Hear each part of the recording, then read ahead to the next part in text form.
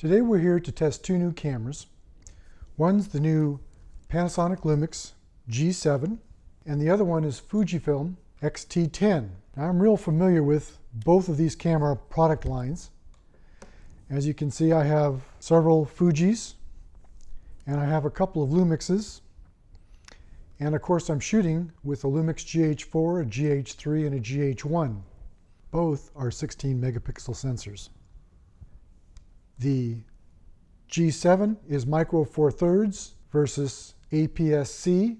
The Lumix G7 is composite, while the X T10 is magnesium alloy. The G7 is 4K video versus HD video. The G7 having 4K video is kind of a big deal in my opinion, and we'll talk about that more later. This is a 4/3 layout. This is a 3:2 layout. The G7 is 410 grams, and the X T10 is a little bit lighter at 381 grams. So let's compare the X T10 to its big brother, the X T1. The X T10 is both smaller and lighter than the X T1, but it has many of the same features. The X T10 lacks the ISO dial, the metering dial, and the focus assist button. However, the function buttons can be configured to recover those features. But most importantly, the X T10 is cheaper by $500. I think it's a great value and very versatile. All XE and XT Fujifilms have exposure compensation dials. These dials make it much easier to do exposure compensation in the auto modes. If you're using aperture priority or shutter priority and you're shooting a sunset and you want to keep your sky saturated, very easy to dial in your exposure compensation. Much easier than most other cameras with that dial. The other thing that the X T1 does that I thought I was not going to like on the X T10 is the ISO on the top. Now, ISO is one of your exposure triangle components. Aperture, shutter, and ISO are going to determine your exposure. If you're shooting outdoors, you'll rarely mess with ISO. But if you're shooting indoors, if you're shooting your friends, family, weddings, whatever, indoors, ISO is going to be a critical component to your exposure triangle. So having it easily accessible on top is an advantage. Now that said, I didn't have much trouble with the X T10 for the ISO. I configured the little buttons on the back, one of them for ISO, one for white balance, and I found it very easy and very quick to change. You just tap the button, spin the dial, and you're there. So I didn't see that as much of a drawback. It's kind of nice when these are configurable and will help you fix the issues that you have and accommodate your preferences. So next, I will compare the G7 briefly to the Lumix GX7 and the GH4. The G7 is quite a bit bigger than the GX7 with similar abilities except for video. The G7 is closer in size and weight to the GH4, and it shares the ability to shoot 4K video. The G7 does not have the white balance, ISO, or exposure compensation buttons on the top. However, they can be accessed through the little dials on the back, so that's really not much of an issue. I ordered my G7 with the 14 to 140 lens with the intent on shooting video. I think the G7 is a great value for those wanting an ILC that shoots 4K video. Both cameras share a lot of features too, such as the card and battery access on the bottom. Interestingly, both of these have a pop-up flash. Now, I have to tell you what, I almost said they were lying to me when they told me this has a pop-up flash, because I looked and looked, and when I finally found the button, I was very surprised. They both have articulating screens. The Fuji's is not full articulating. The G7 is a little more flexible. One of the handy things about this is you can flip it flat on the back. That happens to be very useful sometimes. Most of the time, I'm satisfied with getting the low-down shots or the over-the-head shots with this simple articulation. Both cameras have the full electronic viewfinder functions. What am I talking about when I say that? For those people who use a DSLR, the EVF is a very interesting thing about the ILCs. After you've taken your photograph, you can view your photograph through the electronic viewfinder. This is a lot more helpful than looking at an LCD screen. Very frequently, when you're outside especially, looking at the LCD screen is virtually useless. You can't tell exposure, you can't tell critical focus. But if you look through the viewfinder, you can pretty much tell if you got it or not. And if you didn't get it, you can reshoot it. You don't have to worry about it. So the electronic viewfinder, both of these have it. That's a very important feature in my opinion with the ILCs, very useful. And these cameras both have it. Now, neither of these cameras has in-body image stabilization.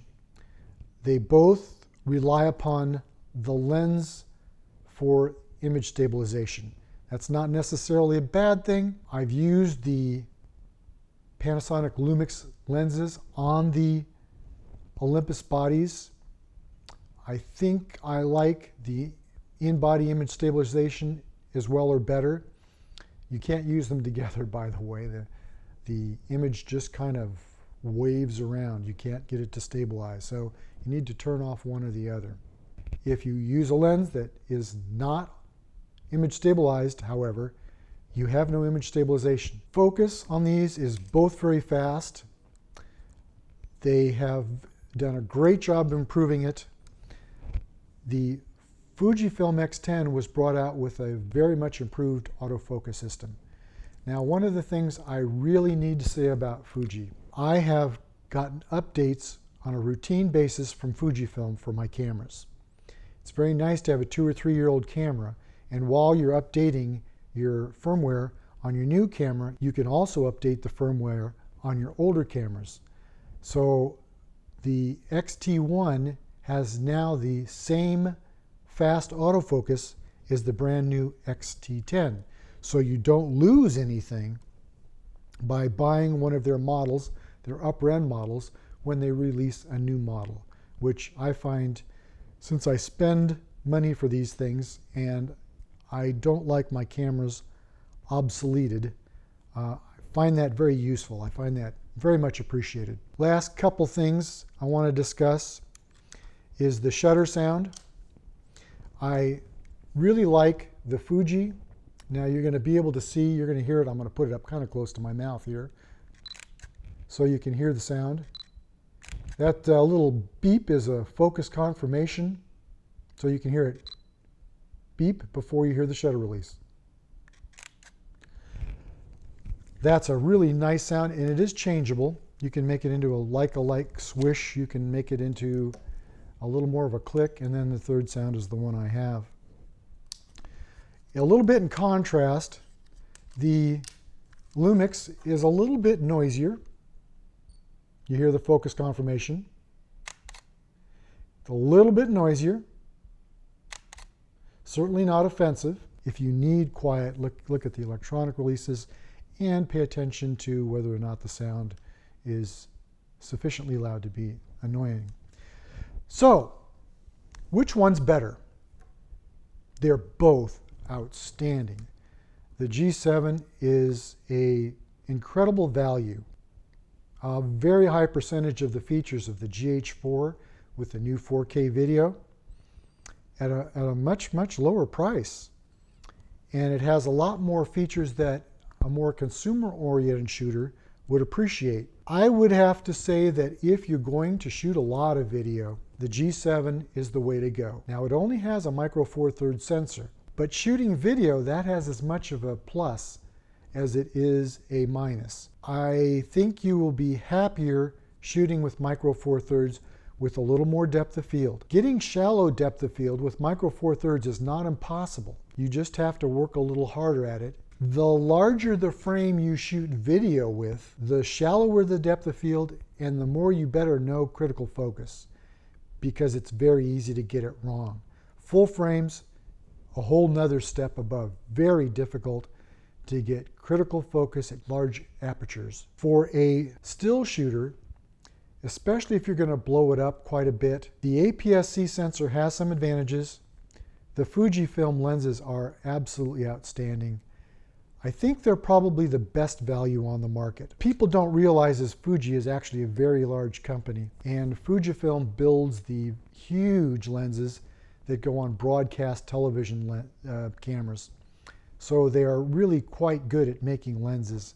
The Panasonic Lumix, one of the reasons I elected to get into the Lumix was that the Lumix uses Leica lenses. They have Leica branded lenses available, and they use some of the Leica technology. So the lens is an important factor to me, and I think both of these cameras have good lenses. Fuji's, almost all their lenses are pro capable. The Lumix has consumer-oriented lenses, and they have pro-oriented lenses. They have cheaper lenses, better lenses, so you can take more of your choice. Fuji is definitely a pro choice camera. It's more expensive than the G7. So here again, I go back to my initial statement. If you're shooting video, the Lumix is the way to go. If you're shooting stills, I'd highly recommend the Fuji. Will they both do the other jobs? Yes. Lumix is very good on stills also. Not as good as the Fuji, but very good. Don't think you'll be disappointed. So that's my take on these two new cameras. Both of them are wonderful. I'm so pleased with the direction they're going. I think we're getting better stuff, cheaper, and you certainly can't complain about that. So have a good day.